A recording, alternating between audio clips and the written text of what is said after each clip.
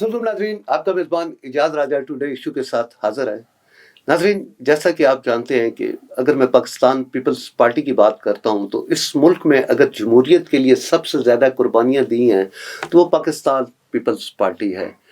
बेनज़ीर भुट्टो का दौर ले लें या अब का दौर ले लें, बेनज़ीर भुट्टो के दौर में और आपकी पीपल पार्टी में क्या फ़र्क है, आज इसी पे गुफ्तगू करने के लिए हमारे साथ स्टूडियो में तशरीफ़ रखते हैं PYO के प्रेसिडेंट जनाब चौधरी अब्दुल रहमान त्वकली साहब। अस्सलाम वालेकुम त्वकली साहब। वालेकुम अस्सलाम भाई साहब। त्वकली साहब, सबसे पहले तो मुझे ये बताएं सर कि सियासत में आना कैसे हुआ, और ख़ास तौर पे अगर मैं पीपल पार्टी की बात करता हूँ तो पीपल पार्टी को ही आपने क्यों ज्वाइन किया? राय साहब, गुजारिश कुछ ऐसे है कि एक सियासी घराने से मेरा ताल्लुक है और हम लोग माइग्रेट करके अम्बाले से यहाँ हमारे बड़े यहाँ तशरीफ लाए। अच्छा। तो मेरे जो परदादा थे चौधरी इब्राहिम तवक्ली उनका नाम था, और वो पाकिस्तान मुस्लिम लीग जो थे उसके रहनुमाओं में से थे। मोहतरम कायदे आज़म मोहम्मद अली जिन्ना साहब के साथ करीबी साथियों में से थे। और वो जितनी भी हमारी आज़ादी की जंग है वो उन्होंने लड़ी, और उसके बाद यहाँ पर रावलपिंडी के पहले म्यूनसिपल कॉर्पोरेशन के चेयरमैन भी रहे, BD मेंबर भी रहे। अच्छा। और लियाकत अली खान साहब को जब लियाकत बाग में गोली लगी तो उनकी भी एक आंख ज़ाया हो गई थी, वो भी वहाँ। तो मुस्लिम लीग से ताल्लुक़ था। लेकिन जब पाकिस्तान पीपल्स पार्टी की बुनियाद कायदे अवाम शहीद जुल्फ़िकार अली भुट्टो ने रखी तो मेरे दादा चौधरी खलील तवक्ली साहब रहमतुल्लाह अलैह, उन्होंने ये महसूस किया कि अब वो मुस्लिम लीग नहीं रही जिस मुस्लिम लीग की बुनियाद रखी थी और जिस वजह से रखी थी। तो उन्होंने फिर उसी दिन पाकिस्तान पीपल्स पार्टी में बाकायदा शमूलियत इख्तियार की, और भुट्टो साहब के साथ तब से लेके अब तक हमारे घराने की वाबस्तगी जारी है। उसके बाद मेरे दादा पीपल्स पार्टी में रहे, फिर मेरे वालिद मोहतरम, फिर मेरे चचा आसिफ अली जरदारी के चेयरमैन रहे, और मेरे बहुत सारे और जो दूसरे चचा हैं वो मुख्तलिफ जिम्मेदारियां निभाते रहे, और अल्हम्दुलिल्लाह ये सफ़र जो है वो तीसरी नस्ल तक जारी और सारी है। अच्छा, जैसे अभी आपने खुद बताया कि कम से कम आपकी 3 दहाइयाँ जो थी वो पाकिस्तान पीपल पार्टी के साथ ही मुंसलिक रही, और मुझे ये भी बड़ी हैरान कुन बात है, और कहा भी जाता है कि पीपल्स पार्टी के जाले वर्ड्स यूज़ किया जाता है, लफ्ज़ यूज़ किया जाता है। तो पाकिस्तान पीपल पार्टी में ऐसी कौन सी बात है कि आप कहीं और मुतवज्जो नहीं होते? वरना आजकल तो लोग सियासत को ऐसे देखते हैं कि वक्त की मुनासबत से देखते हैं, पार्टियां चेंज हो जाती हैं, कर लेते हैं। बहुत से मैं नाम आपको गिनवा सकता हूँ, बड़े बड़े नाम हैं जिन्होंने पार्टियां चेंज कर ली। तो आपने ऐसा क्यों नहीं किया? असल में राय साहब, जो मफाद परस्त लोग होते हैं जिनको किसी अपनी गर्ज से मफाद से गर्ज होता है, तो वो तो लाजमी बात है कि वो जहाँ उनको उनकी गर्ज पूरी होगी, जहाँ मफाद परस्ती उनकी होगी, वो वहाँ चले जाएंगे। लेकिन जो नज़रिया पाकिस्तान पीपल्स पार्टी बेसिकली एक नज़रिया देती है। पाकिस्तान पीपल्स पार्टी एक स्कूल ऑफ थाट है, और जिसको कायदे अवाम शहीद जुल्फ़िकार अली भुट्टो का और मोहतरमा बेनज़ीर भुट्टो शहीद का फ़लसफ़ा समझ आ गया। मैं समझता हूँ कि वो फिर ज़िंदगी में आप उसको दुनिया की सारी नेमतें आसाइशें भी एक तरफ रखें तो वो पाकिस्तान पीपल्स पार्टी का ये 3 रंग का झंडा छोड़ कर कभी कहीं नहीं जा सकता। इसने सही तरह से पाकिस्तान पीपल्स पार्टी की आइडियोलॉजी को समझ लिया, पीपल्स पार्टी के नज़रिए को समझ लिया। बेसिकली पीपल्स पार्टी, हम भुट्टो साहब के फ़ैन भी इसीलिए हैं, भुट्टो साहब के गर्विदा भी इसीलिए कि उन्होंने एक जागीरदार होते हुए जागीरदाराना निज़ाम की मुखालफत की, उन्होंने एक सरमायादार होते हुए सरमायादाराना निज़ाम की मुखालफत की। तो इसी तरह जब आप गरीब के लिए, एक किसान के लिए, हारी के लिए, मजलूम के लिए लड़ते हैं और निकलते हैं। देखिए मोहतरमा, आज बड़े दुख और अफसोस से कहना पड़ता है कि कितना बदतमीजी का कल्चर सियासत में शामिल कर दिया गया। मोहतरमा को तो अपनी ज़ात के लिए मुझे पाकिस्तान के नहीं, इंटरनेशनल लेवल पे कोई एक मिसाल ऐसी दिखाएं कि आपको एजेंसीज की रिपोर्ट हो कि आपकी जान को खतरा है, लेकिन आप फिर भी उस मुल्क की गरीब आवाम के लिए, मुल्क में जमहूरियत की बका के लिए आप मोहतरमा आई भी पाकिस्तान में, और उससे पहले सानिया कारसाज आपको याद होगा, वहाँ पर भी मोहतरमा की जान को खतरा। लेकिन मोहतरमा ने अपनी जान को हथेली पे रख के ये साबित किया कि लीडर बनना बहुत मुश्किल होता है। लीडर बनने के लिए आपको अपनी ज़ात पीछे छोड़ के अवाम के लिए अपने जो आपके उसूल हैं, अपने जो अल्फाज हैं, उन पे कारबंद रहना और दिखाना, प्रैक्टिकली दिखाना पड़ता है कि हमें गरीब का एहसास है, हमें मजलूम का, मजदूर का और मजबूर का एहसास है। हम इस मुल्क के गरीब के साथ खड़े हैं। ये अगर प्रैक्टिकली करके किसी ने दिखाया तो वो पाकिस्तान पीपल्स पार्टी है। पाकिस्तान पीपल्स पार्टी है। अगर भुट्टो साहब का, अब हम यही कहते हैं कि वो एक अदालती मर्डर था, جیسے ان کے خیالات تھے، جو کچھ وہ پاکستان کے لیے کرنے جا رہے تھے، آپ کیا سمجھتے اگر وہ آج وہ زندہ ہوتے تو پاکستان کہاں ہوتا؟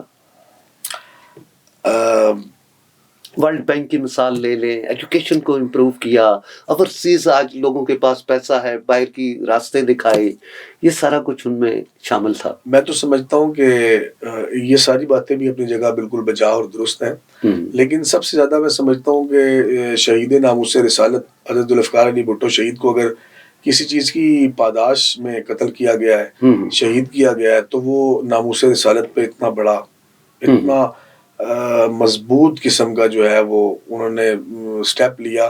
آپ دیکھیں کہ اس وقت بھٹو صاحب نے ایک دستخط کیے، اور اس دستخط کو کرتے ہوئے انہوں نے فرمایا کہ میں اپنی موت کے پروانے پہ دستخط کر رہا ہوں۔ اٹ مین کہ انہوں نے لا علمی میں ایسا نہیں کیا۔ بعض لوگ اگر یہ کہیں کہ وہ اس وقت ان کو آئیڈیا نہیں تھا، ان کو سمجھ نہیں تھی، ان کو حالات کی کشیدگی کا اتنا احساس نہیں تھا، تو ایسا بالکل نہیں ہے۔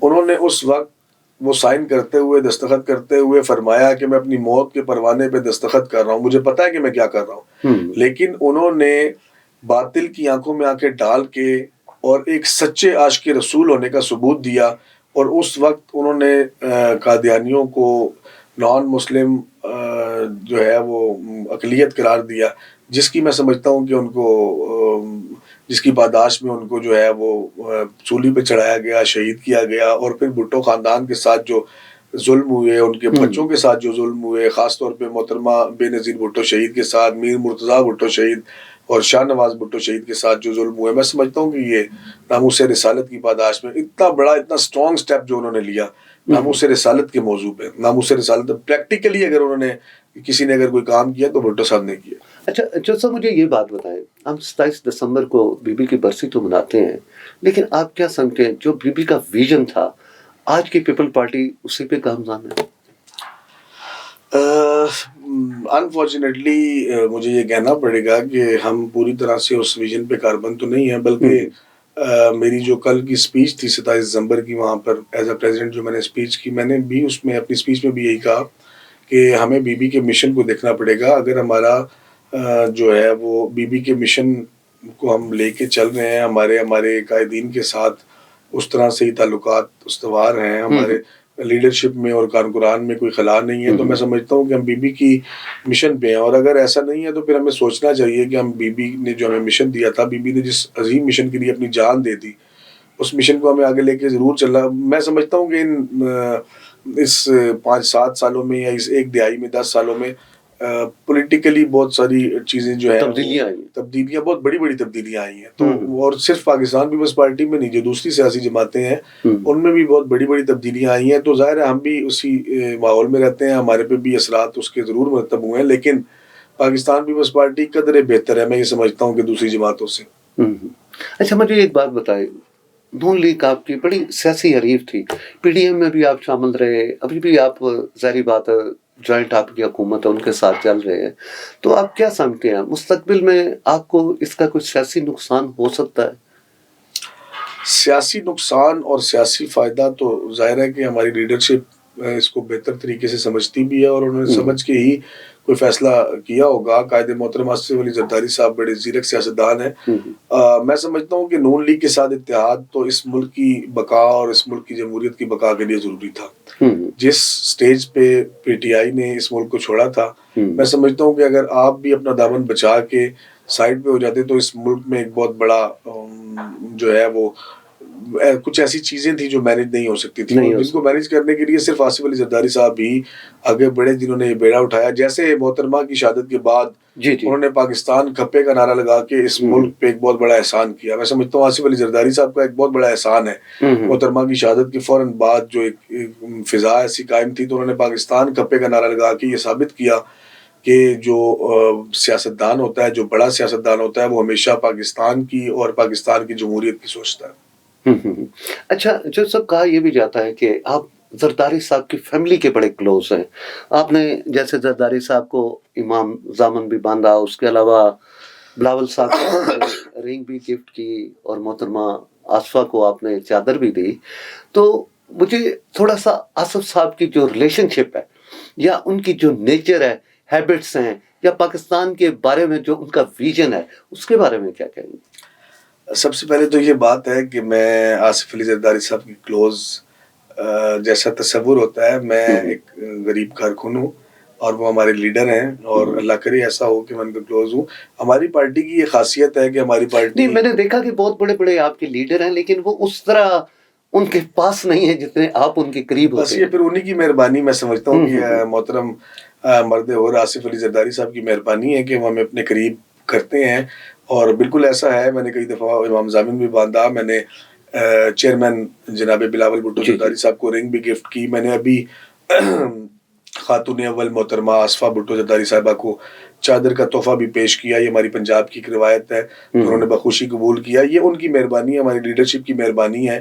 اور آصف علی زرداری صاحب دوستوں کے دوست ہیں، ہمیں یہ اس بات کو تو پاکستان میں ان کے تقریباً ہر حریف بھی مانتے ہیں. دوستوں کے دوست ہیں، تو جب وہ دوستوں کے دوست ہیں تو پھر اپنے جو کارکنان ہیں، ہم ان کے بچوں کی طرح ہیں، ہم ان کے کارکن ہیں.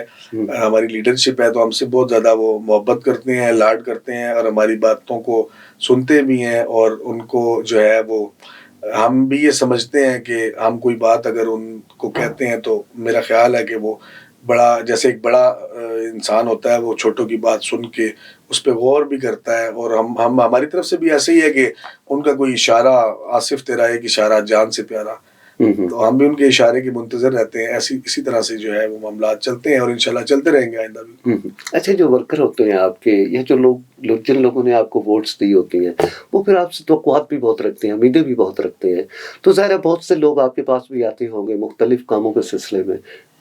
پبلک ہیلپ کتنی ہو رہی ہے؟ دیکھیں، جب پہلے پی ڈی ایم کی ہماری حکومت تھی جس میں ہم ڈائریکٹلی انوالو تھے، حکومت کا حصہ تھے، تو ابھی تو ہمارے پاس صرف آئینی سیٹیں ہیں. صدر پاکستان ہیں اور گورنر کے پی کے ہیں، گورنر پنجاب ہیں، اور سندھ میں ہماری حکومت ہے. یہاں پر تو پنجاب میں اور کے پی کے میں ہمارے پاس صرف آئینی سیٹیں ہیں. اور آئینی سیٹوں کی ڈومین میں سمجھتا ہوں کہ آپ مجھ سے بہتر جانتے ہیں، کچھ زیادہ اختیارات نہیں ہوتے. اس سے پہلے جو ہماری پی ڈی ایم کی حکومت تھی اس میں الحمدللہ لوگوں کے جو کام تھے، لوگ ظاہر ہے کہ ہمیں ووٹ کرتے ہیں، لوگوں کی بہت ساری امیدیں وابستہ ہوتی ہیں ہمارے ساتھ. لوگ ہمارے پاس آتے تھے، ہم ان کے کام لے کے جاتے تھے. اسپیکر نیشنل اسمبلی راجہ پرویز اشرف صاحب تھے. اس کے علاوہ ہمارے جو اور وزراء تھے ان کے ساتھ میں اس میں خاص طور پہ ذکر کروں گا محترمہ شازیہ مری صاحبہ کا، میری بہن کو.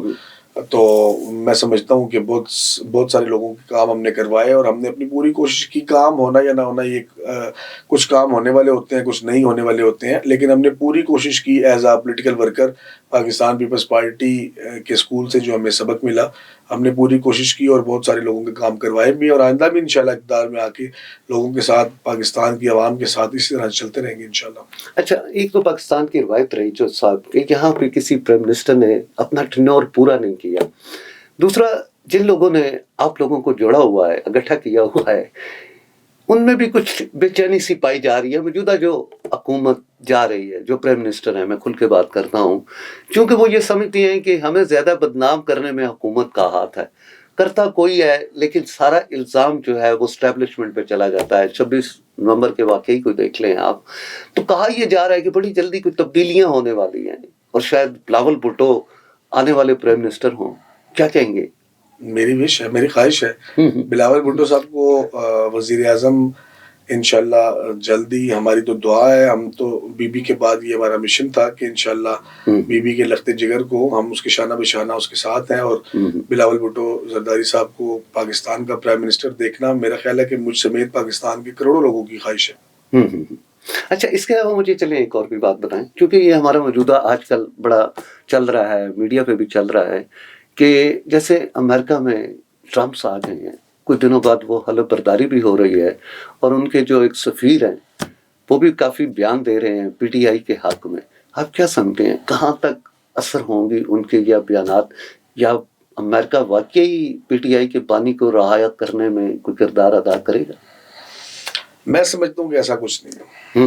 میں سمجھتا ہوں کہ یہ سب خام خیالیاں ہیں، اور پی ٹی آئی پہ اگر بات کی جائے تو بہت ایک لمبا وقت چاہیے، لمبا وقت درکار ہے. آپ ان کی کس بات کو لیں گے اور کس بات کو نہیں لیں گے. کبھی وہ صاحب ایک صفحہ ہوا میں لہرا کے کہتے ہیں میرے خلاف سازش ہوئی ہے، کبھی وہ کہتے ہیں کہ میں اختیارات میں نہیں تھا، کبھی وہ کہتے ہیں مجھے تو میری بیوی نے بتایا تھا کہ میں وزیر اعظم ہوں.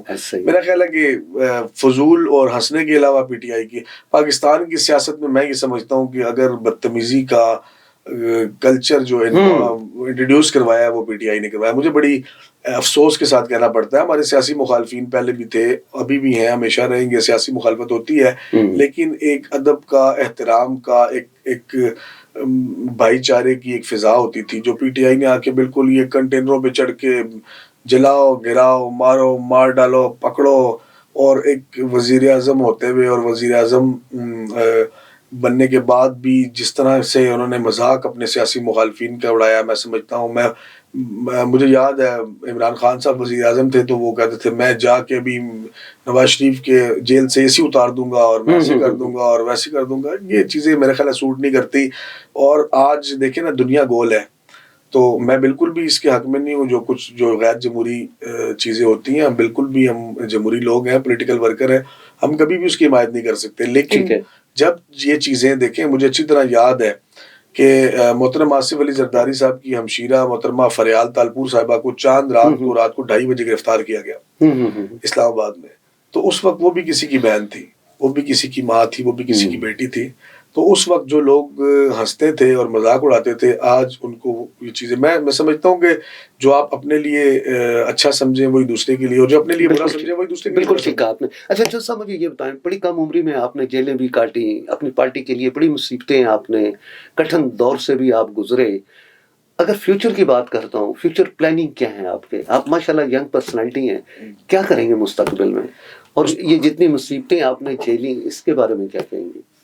پارٹی کے لیے میں سمجھتا ہوں کہ جب آپ لائل ہوتے ہیں اور آپ آنکھیں بند کر کے چل رہے ہوتے ہیں پارٹی میں، تو پھر یہ مصیبتیں اور مشکلات آتی ہیں. محترمہ کی بہت ساری اسپیچز ہیں، آپ سن سکتے ہیں کہ ہمیں دلیر لوگوں کی ضرورت ہے، ہمیں جیلیں کاٹنے والے لوگ چاہیے، ہمیں پریشانیاں برداشت. دیکھیں جب آپ کوئی حق کام کر رہے ہوتے ہیں، کسی سچے راستے پہ چل رہے ہوتے ہیں، تو مشکلات ضرور آپ کے سامنے آتی ہیں. یہ بلکہ میں آپ کو اپنی مثال دیتا ہوں. 25 جولائی 2018 کو میجر الیکشنز ہوئے تھے، جس کے نتیجے میں پاکستان تحریک انصاف جو ہے وہ اقتدار میں آئی تھی. اور 13 دن بعد 8 اگست کو آل پارٹیز نے الیکشن کمیشن کے باہر ایک مظاہرہ کیا تھا. تو اس مظاہرے میں پاکستان پیپلز پارٹی کے 10 لوگوں پہ دہشت گردی سمیت اور مختلف سنگین دفعات کے زیر تحت ایک مقدمہ درج ہو گیا تھا. اس میں بھی تھا، اور شہزادہ کوثر گیلانی صاحبہ تھی، راجہ امتیاز صاحب تھے، راجہ ظہیر اقبال صاحب تھے، اور چودھری ظہیر صاحب تھے، توقیر عباسی صاحب تھے، ہمارے اور دوست تھے اس میں، فیض اکبر جنجوعہ صاحب تھے، مرزا صاحب تھے. تو اس میں سب سے جونیئر میں تھا، ایج وائز بھی، اور ویسے بھی وہ سارے ٹکٹ ہولڈرز تھے اور سینئر لوگ تھے. تو ہمارے پہ وہ جو دہشت گردی کی FIR ہے وہ پری اریسٹ بیلز کروائی، پھر ہم جوڈیشل ہو گئے، ریمانڈ پہ ہم 7 دن ریمانڈ پہ رہے اسلام آباد میں، اور پھر اس کے بعد ہم جیل چلے گئے. پھر جیل ہم نے کاٹی، بڑا وہ ایک مصیبت کا وقت تھا. پھر اس کے بعد 4-5 سال تک ہم وہ کیس الحمدللہ ہم اس سے بری ہو گئے. تو یہ چیزیں جو ہیں، یہ اپنے سیاسی مخالفین کو وکٹمائزیشن کرنا، یہ پی ٹی آئی نے ہی اس کی بنیاد رکھی ہے، میں سمجھتا ہوں. اور یہ غلط بہت کم ہے. فیوچر پلان بتائیں. فیوچر انشاءاللہ پاکستان پیپلز پارٹی کے ساتھ ہیں، ہمیشہ پاکستان پیپلز پارٹی کے ساتھ لائل ہیں. اور میرے فیوچر یہ پلاننگ ہے کہ میں انشاءاللہ پارٹی سے گزارش کروں گا کہ وہ مجھے ٹکٹ دیں، میں الیکشن لڑوں گا، اور انشاءاللہ الیکشن لڑ کے جیت کے اسمبلی میں جائیں گے، اور غریب کی جو آواز ہے اسمبلی تک پہنچائیں گے. پاکستان پیپلز پارٹی کا حصہ رہ کے غریب کی آواز جو ہے وہ بنیں گے اور غریب کے لیے کچھ کریں گے. بہت شکریہ چل صاحب، تھینک یو. ناظرین، آپ نے چودھری عبدالرحمان صاحب کی بات سنی. فیصلہ آپ پہ چھوڑ دیتے ہیں کہ آج پیپل پارٹی کہاں کھڑی ہے. اسی کے ساتھ ہی مجھے اجازت دیجیے گا، اگلے پروگرام میں پھر آپ سے ملاقات ہوگی. تب تک کے لیے اللہ حافظ.